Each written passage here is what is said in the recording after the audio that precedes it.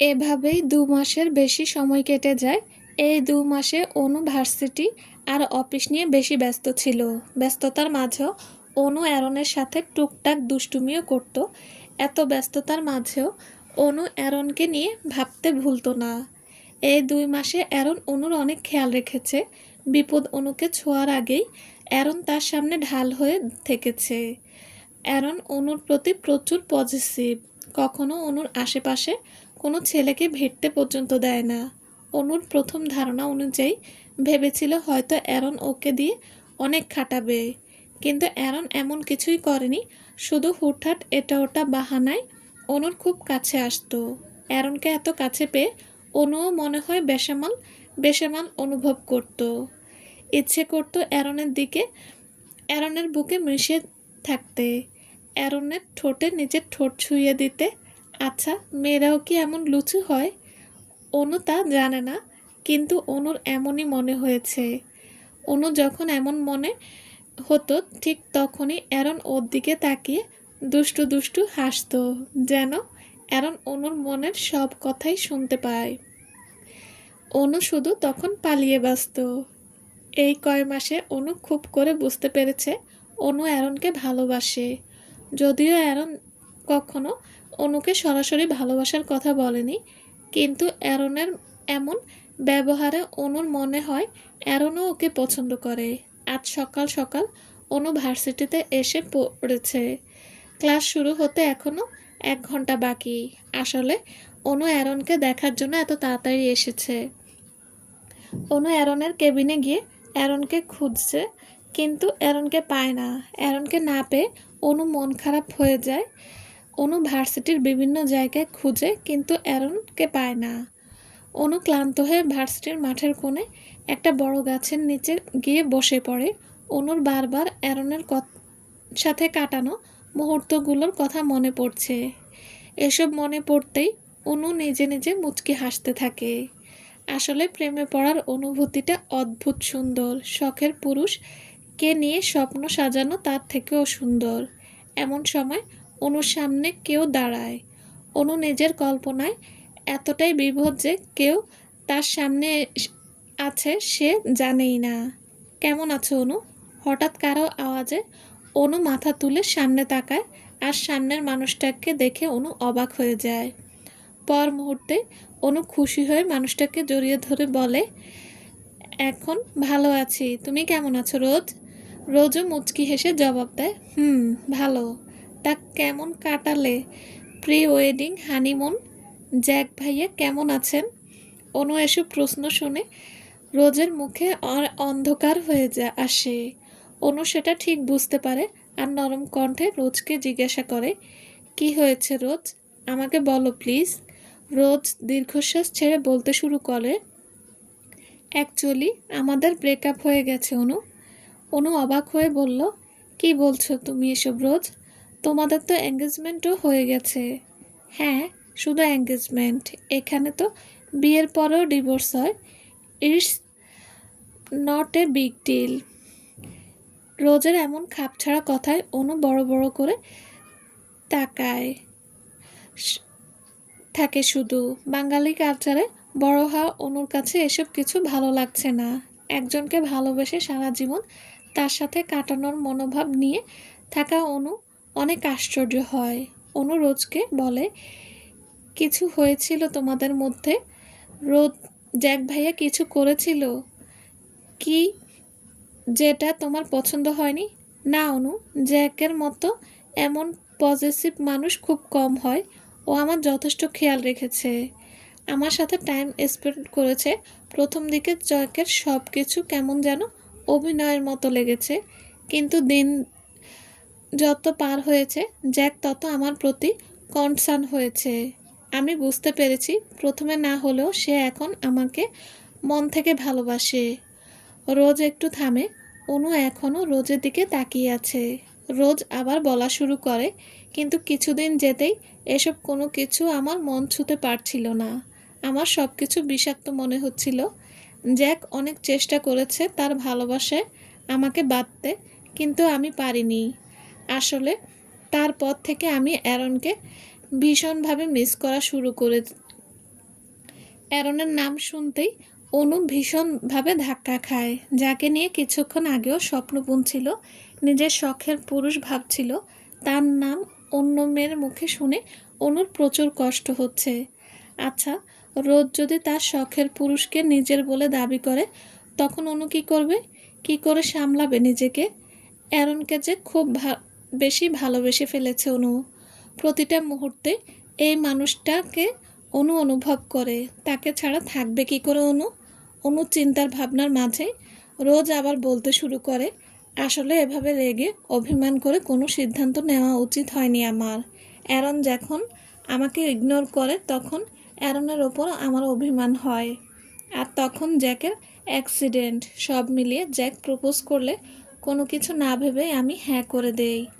কিন্তু কিছুদিন যেতেই আমি বুঝতে পারি আমি ভুল করে ফেলেছি। রাগের মাথায় এমন সিদ্ধান্ত নেওয়া ঠিক হয়নি। অ্যারনের সাথে আরও টাইম স্পেন্ড করা উচিত ছিল আমার। যাই হোক, এখনও বেশি দেরি হয়নি। রোজ নিজের জিনিস নিজের করতে ভালোভাবেই জানে। আর তাছাড়া ও I know he also like me. রোজের শেষের বাক্যটা অনুকে ভেঙে গুঁড়িয়ে দেওয়া যথেষ্ট ছিল। অনু মনে মনে ভাবছে, কিভাবে ভুলে গেলাম যে রোজ অ্যারনকে পছন্দ করত। অ্যারন স্যারের নীরব সম্মতি ছিল নিশ্চয়ই, তাই তো ভার্সিটির সবাই তাদের সম্পর্ক নিয়ে চর্চা করত। মনে মনে হয়তো উনিও রোজকে পছন্দ করত, কিন্তু রোজের এঙ্গেজমেন্ট আর ওর অনুপস্থিতিতে হয়তো স্যার নিজের একাকিত্ব দূর করার সাথে ওর সাথে এমন ব্যবহার করেছে। আসলে দোষটা আমারই। সব কিছু জানার পরও আমি কিভাবে এমন মায়ায় জড়িয়ে গিয়েছি, কেন কিছু ঠুনকো স্বপ্ন দেখা শুরু করেছিলাম। আমাকে ওদের থেকে দূরে থাকতে হবে, আমার জন্য দুটো ভালোবাসার মানুষ যেন কষ্ট না পায়। অরুণকে এমন বেখেয়ালি দেখে রোজ অনুর কাঁধে হাত রেখে জিজ্ঞাসা করে, কি এত চিন্তা করছো অনু? হ্যাঁ, কিছু না, ক্লাসের সময় হয়ে এসেছে, চলো ক্লাসে যাই। অনু আর রোজ ক্লাসের দিকে এগিয়ে যায়। হুট করে অনুর ফোন বেজে ওঠে। অনু দেখে অ্যারন ফোন দিয়েছে। অনু তুলবে কি তুলবে না ভাবতে ভাবতে ফোন কেটে যায়। একটু পর আবার ফোন বেজে ওঠে। অনু এবার ফোন ধরে আর ধরা কণ্ঠে বলে, hello, come to my cabin first বলেই অ্যারন ফোন কেটে দেয়। অনু রোজকে ক্লাসে যেতে বলে অ্যারনের কেবিনের দিকে চলে যায়। কেবিনের সামনে এসে অনু দাঁড়িয়ে পড়ে। একটা লম্বা শ্বাস নিয়ে অনু নিজেকে শান্ত রাখার চেষ্টা করে, তারপর দরজায় নক করে। অ্যারনের কথায় এই 2 মাসে অনু কখনো অ্যারনের দরজায় নক করেনি, সোজা কেবিনে ঢুকে পড়েছে। কিন্তু ছোট একটা ঝড়ে সব এলোমেলো হয়ে গেল। কিছু সময় পার হওয়ার পরও যখন কোনো সাড়া পায় না, তখন অনু আবারও নক করে। এবার অ্যারন দরজা খুলে ঝড়ের বেগে অনুর হাত ধরে টেনে নিজের সাথে মিশিয়ে নেয়। অ্যারনের হাত অনুর কোমরে। অ্যারন এক হাত দিয়ে অনুর কোমর চেপে ধরে আছে আর এক হাত দিয়ে স্লাইড করছে। অ্যারন নেশালো কণ্ঠে বলে, কতবার বলেছি তোমাকে কোনো কিছু করতে পারমিশন নিতে হবে না। You can do anything you want fine in office dear. অ্যারনের এমন আকস্মিক আক্রমণ আর এমন বেফাঁস কথায় অনু কেঁপে ওঠে। অন্য সময় হলে এমন কথায় অনু লজ্জা পেত, কিন্তু আজ অনুর প্রতি করুণা হচ্ছে। পরিস্থিতি এমন না হলেও তো পারত। অনু নিজেকে অ্যারনের থেকে ছাড়িয়ে নিয়ে দূরে সরে দাঁড়ায়। এতে অ্যারন কিছুটা বিরক্ত হয়, যা অ্যারনের মুখ দেখে বোঝা যাচ্ছে। অ্যারন রাগী স্বরে দাঁতে দাঁত চেপে বলে, আমার অবাধ্য হবে না মেয়ে, আমাকে আমার ডার্ক সাইড প্রদর্শন করতে বাধ্য করো না, সহ্য করতে পারবে না। অনু এসবে পাত্তা না দিয়ে অ্যারনকে জিজ্ঞেস করে, স্যার ডেকেছিলেন, কোনো কাজ ছিল কি? এতে অ্যারনের কপালে আঙ্গুল থেকে বিরক্তিতে চ শব্দ উচ্চারণ করে। অ্যারন কিছুটা রেগে উত্তর দেয়, হ্যাঁ, কিন্তু তোমার তো সেটাও সহ্য হলো না। যাই হোক, এই ফাইলগুলো কালকের মধ্যে কমপ্লিট করে আমাকে দেবে, পরশু লাগবে আমার। অনু মাথা নেড়ে ফাইলগুলো নিয়ে কেবিন থেকে বেরিয়ে যায়। অনুর এমন আচরণে অ্যারন অনেকটাই অবাক হয়। অ্যারন কিছুটা হলেও বুঝতে পারছে অনু কোনো কিছু নিয়ে চিন্তায় আছে। অ্যারন পরে বিষয়টি ভেবে নেয়। অনু ক্লাসে ফিরে যায়। কিছুক্ষণের মধ্যে ক্লাস শুরু হয়, কিন্তু অনু কিছুতেই ক্লাসে মনোযোগ দিতে পারে না। শুধু মন খারাপ করে কিছু একটা ভেবে যাচ্ছে। সব ক্লাস শেষ হতেই অ্যারন ক্লাস নিতে আসে। অভ্যাসবশত ক্লাসে এসেই অ্যারন অনুকে খোঁজা শুরু করে, কিন্তু অনুকে খুঁজতে গিয়ে অ্যারনের চোখ এক অনাকাঙ্ক্ষিত মানুষের উপর পড়ে যায়। অ্যারন রোজের দিকে কিছু মুহূর্ত অনুভূতি শূন্যভাবে এক দৃষ্টিতে তাকিয়ে রইল। আসলে অ্যারনের মনে কী চলছে তা অ্যারন ছাড়া আর কেউ জানে না। অ্যারন নিজের নজর সরিয়ে স্বাভাবিকভাবে ক্লাস নেওয়া শুরু করে। অ্যারন যে রোজের দিকে এক দৃষ্টিতে তাকিয়েছিল তা কেউ লক্ষ্য না করলেও অনু ঠিকই লক্ষ্য করেছে। অনুর ভেতরটা দুমড়ে মুচড়ে যাচ্ছে। ভালোবাসায় এত কষ্ট কেন? অনুর চোখের জল গড়িয়ে পড়ার আগে অনু তা মুছে নেয়। এদিকে রোজ এতদিন পর অ্যারনকে দেখতে পেয়ে বেহায়ার মতো কিছুটা নেশালো দৃষ্টিতে শুধু অ্যারনকে দেখে যাচ্ছে।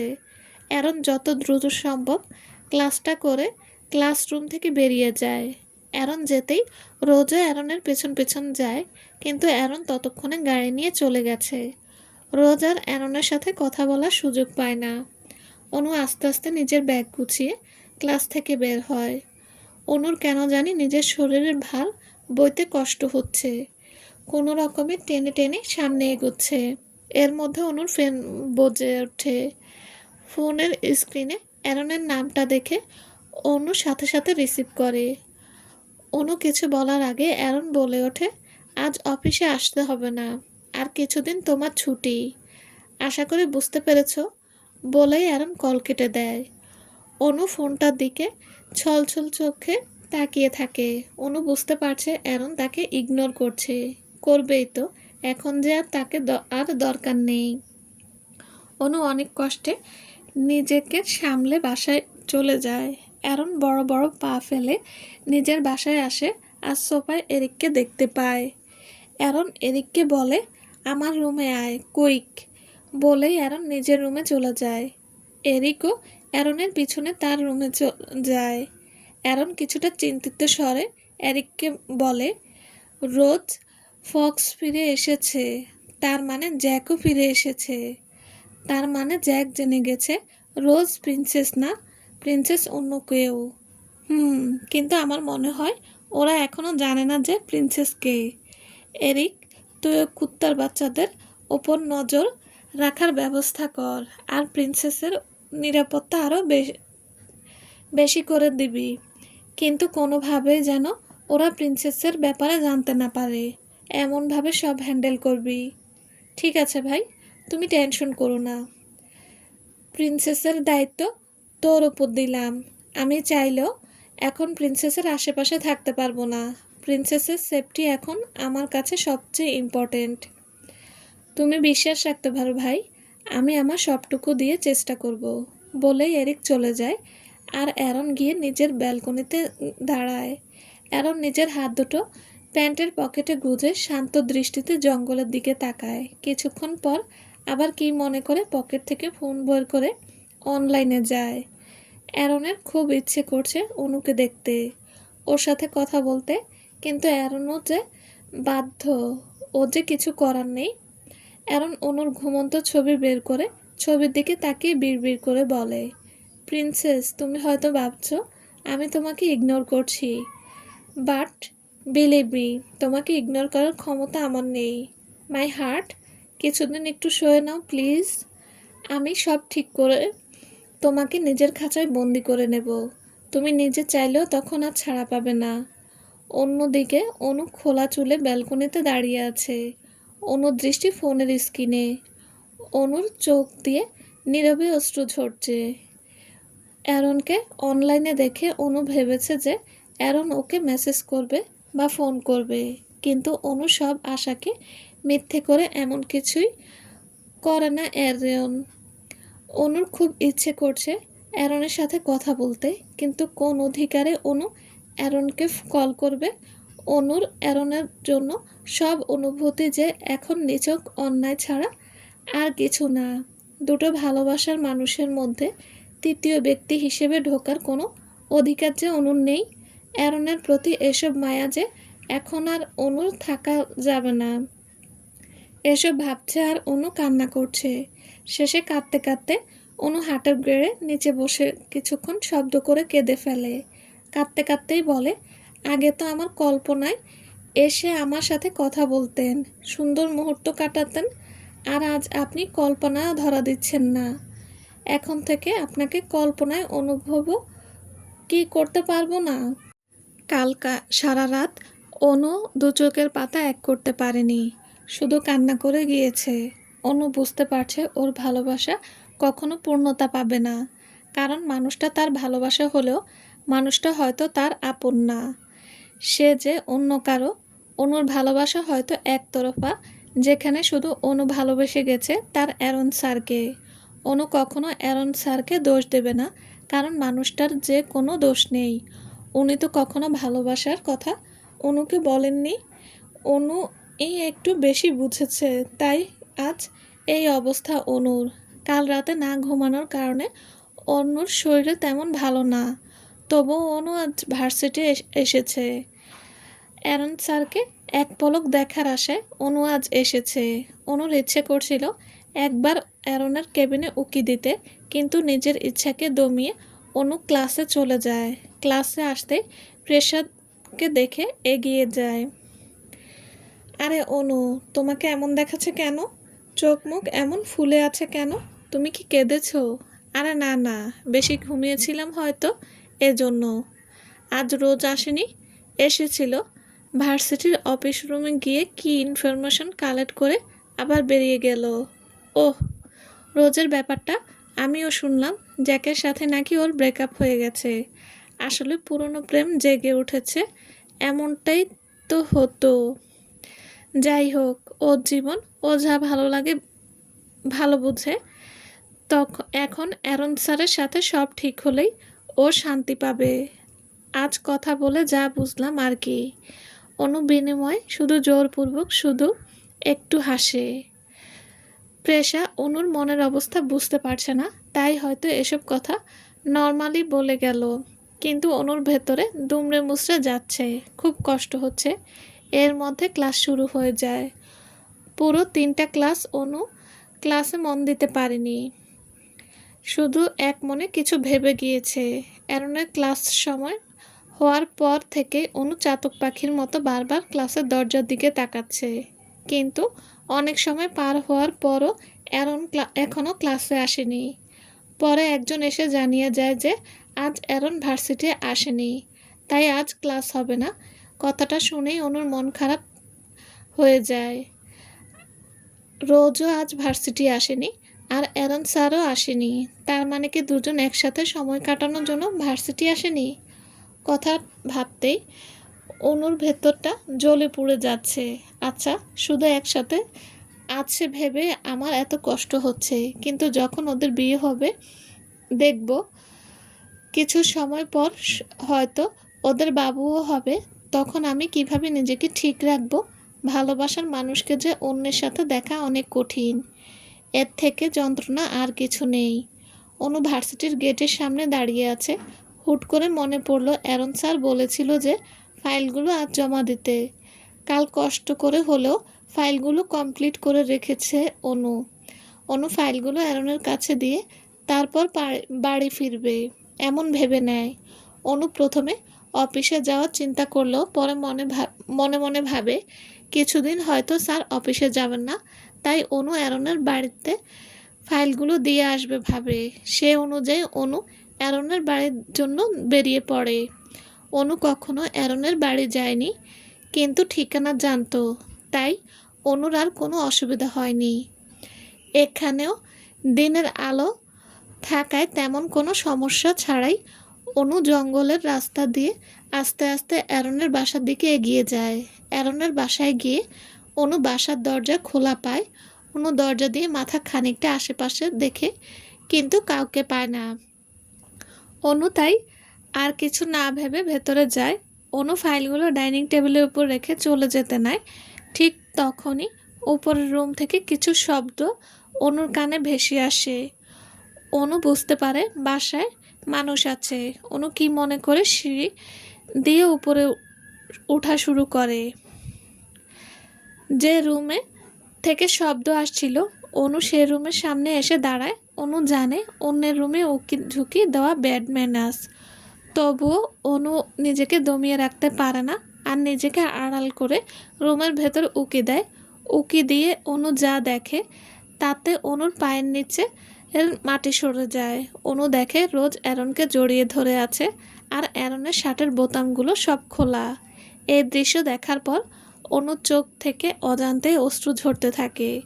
এর থেকে কষ্টের দৃশ্য হয়তো পৃথিবীতে আর কিছু নেই অনুর কাছে। রোজ যে অ্যারনকে জড়িয়ে ধরে আছে, অ্যারনও কিছু বলছে না। কিছু সময় পর অ্যারনও রোজের পিঠে আলতো করে নিজের হাত রাখে। ভালোবাসার মানুষটিকে অন্যের হতে দেখার দৃশ্যটা দেখে অনুর মনে হচ্ছে ওর হৃৎপিণ্ডকে কেউ চাকু দিয়ে ফানা ফানা করে দিচ্ছে। বুকের ভেতরটা ফেটে যাচ্ছে অনুর। অনু মনে হচ্ছে বুকটা খুব ভারী ভারী লাগছে।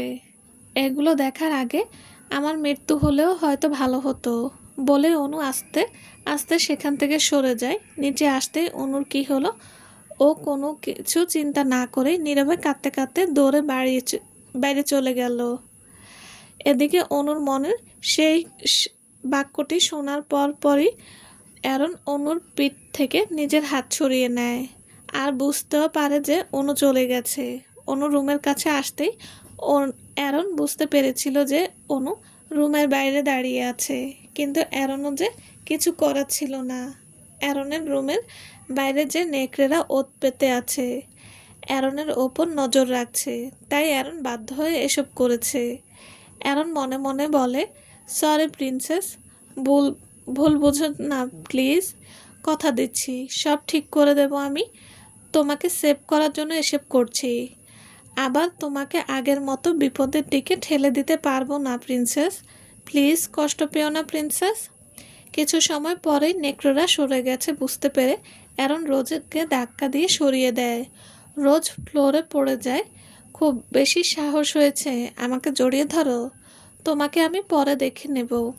রোজকে শাসিয়ে অ্যারন অনুকে খুঁজতে বেরিয়ে যায়। অনুর শেষ কথাটায় অ্যারনের ভেতর ভয় ঢুকিয়ে দিয়েছে। অ্যারন ভাবছে যেভাবে অনুর সাথে এখনই কথা বলতে হবে। রোজ অ্যারনকে বারবার ডাকে কিন্তু অ্যারন শোনে না। রোজ নিজে নিজে বলতে থাকে, আমি যা করেছি তাতে তোমার রাগ করা স্বাভাবিক অ্যারন, কিন্তু এবার আমি আগের মতো ভুল করব না। সব মান অভিমান দূরত্ব ঘুচিয়ে আমাদের ভালোবাসাকে আবার ফিরিয়ে আনবো। এদিকে অ্যারন অনুর ঘ্রাণ উপলব্ধি করে জঙ্গলের ভেতরে একটা জায়গায় এসে দাঁড়ায়। অ্যারন বুঝতে পারে না সন্ধ্যা হয়ে অন্ধকার ঘনিয়ে এসেছে, কিন্তু অনু বাসায় না গিয়ে এই জঙ্গলে কি করছে। অ্যারন কিছু দূরেই অনুর ঘড়ি পড়ে থাকতে দেখে সেদিকে এগিয়ে যায়। ঘড়িটা দেখে অ্যারনের হালকা ভয় হয়, অনুর কোনো বিপদ হলো না তো। অ্যারন যত সেদিকে এগিয়ে যাচ্ছে তত অনুর ঘ্রাণ এর পাশাপাশি আরও কিছু ওর ঘ্রাণ পায়, কিন্তু সেটা মানুষের না। ঘড়িটা হাতে নেওয়ার সাথে সাথে অ্যারনের চোখের সামনে কিছু দৃশ্য ভেসে ওঠে, যেখানে অ্যারন দেখতে পায় অনুকে টেনে হিঁচড়ে কোথাও নিয়ে যাচ্ছে। অ্যারন নিজের ঘাড় বাঁকা করে ভয়ঙ্কর গলায় বলে ওঠে, আমার প্রিন্সেসের দিকে চোখ তোলার ফল তোদের পেতে হবে। তোরা জানিস না তোরা কার দিকে হাত বাড়িয়েছিস। হুঙ্কার দিয়ে অ্যারন ঘ্রাণ উপলব্ধি করে হাওয়ার বেগে সেদিকে যেতে লাগলো। এদিকে অনুকে দুজন লোক টেনে হিঁচড়ে জঙ্গলের ভেতর একটা জায়গায় এনে ফেলে। অনু বারবার তাদের ছেড়ে দিতে বলছে, কিন্তু তারা শুধু বিশ্রী হাসি দিচ্ছে। এদের মধ্যে একজন বলে ওঠে, এত ছটফট করছো কেন ডার্লিং, আমাদের সাথে একটু কোঅপারেট করো, কথা দিচ্ছি তোমাকে আমরা অনেক সুখ দেব, তুমি শুধু তার বদলে তোমার রক্ত আমাদের টেস্ট করতে দিও, তাহলেই হবে। বলেই দুজন বিশ্রীভাবে হাসতে থাকে। অনু কান্না করতে করতে তাদের কাছে আকুতির স্বরে বলে, প্লিজ আমাকে ছেড়ে দিন, আমার এত বড় ক্ষতি করবেন না প্লিজ, আমি কথা দিচ্ছি কখনো আপনাদের কথা কাউকে বলবো না। ডার্লিং, কি অলক্ষণে কথা বলছো, নাকি আমাদের পছন্দ হয়নি? ও, তুমি তো ঠিকমতো আমাদের দেখোনি। দাঁড়াও, ঠিকমতো দেখে নাও ডার্লিং। বলেই বৃষ্টি হেসে ওদের মধ্যে একজন নিজের পরনের জ্যাকেট জামা খুলে অনুর সামনে গিয়ে দাঁড়ায়। অনু ঘৃণায় মুখ ঘুরিয়ে নেয়। কি হলো, পছন্দ হচ্ছে তো? তোমাকে মজা দেওয়ার বদলে শুধু তোমার রক্তের স্বাদ নেব। এখন তোমাকে দেখার পালা ডার্লিং। বলেই লোকটা অনুর ওড়না টান দিয়ে ছুঁড়ে ফেলে দেয়। অনু কান্না করতে করতে নিজের হাত দিয়ে ঢাকার চেষ্টা করে। এটা দেখে দুজন শয়তানি হাসতে থাকে আর অনুর কাছে থাকা লোকটা অনুর দিকে হাত বাড়িয়ে দেয়। কিন্তু লোকটা অনুকে স্পর্শ করার আগেই কেউ লোকটাকে সজোরে ধাক্কা মেরে দূরে সরিয়ে দেয়। সাথে থাকা লোকটা এবার সামনে তাকায় আর দেখে অ্যারন দাঁড়িয়ে। লোকটা অবাক হয়ে বলে, প্রিন্স অ্যারন। অ্যারন অনুর দিকে তাকায়। কিছু সময়ের ব্যবধানে মেয়েটার করুণ অবস্থা হয়ে গেছে।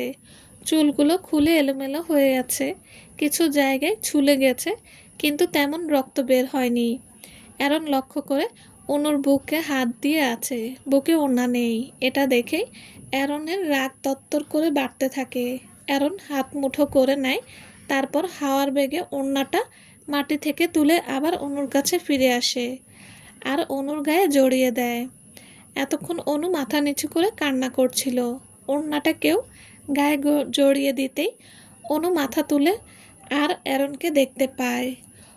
অনু অ্যারনকে দেখে করুণ চোখে তাকায়। অনুর করুণ দৃষ্টি দেখে যেন বলছে, আপনার জন্য আজ এমন অবস্থা হয়েছে আমার। অনুর এমন করুণ চাহনি অ্যারনের ভেতর নাড়িয়ে দেয়। অ্যারন এবার লোকগুলোর দিকে তাকায়। অ্যারন ঘাড় বাঁকা করে হুঙ্কার দিয়ে ভয়ঙ্কর কণ্ঠে বলে ওঠে, তোদের বাঁচিয়ে রাখা ভুল হয়েছে আমার। রাজ্য থেকে না, তোদের দুনিয়া থেকে বের করে দেওয়া উচিত ছিল। আজ বাঁচিয়ে রেখেছি বলেই তোরা আমার কলিজায় হাত দেওয়ার সাহস পেয়েছিস। কে কাকে মারে সেটা কিছুক্ষণের মধ্যেই প্রমাণ হয়ে যাবে। রাজ্য থেকে বের করে ভালো করিসনি তুই, শুধু মানুষের বাচ্চাদের রক্তই তো খেতাম। এটা কোনো বড় ব্যাপার, কিন্তু মনুষ্য বাচ্চাদের জন্য তোদের দরদ উতলিয়ে উঠছিল। আজ আমাদের অপমানের প্রতিশোধ নেব। পাখা গজিয়েছে তোদের, সেটাকে একেবারের জন্য ছাঁটাই করে দেব। লোক দুটো ভ্যাম্পায়ার রূপ এসে অ্যারনের উপর ঝাঁপিয়ে পড়ে। অ্যারন বাঁকা হাসে শুধু। লোকগুলো যখন অ্যারনের কাছে এসে পড়ে তখন অ্যারন হাওয়ার বেগে একজনের কাছে গিয়ে তার গলা চেপে ধরে শূন্যে তুলে মাটিতে শুইয়ে দেয়।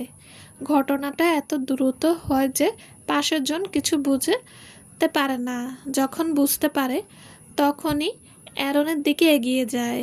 অ্যারন এবার তার ভয়ঙ্কর রূপে আসে। অ্যারন শার্ট অনেক আগেই শরীর থেকে আলাদা হয়ে গেছে।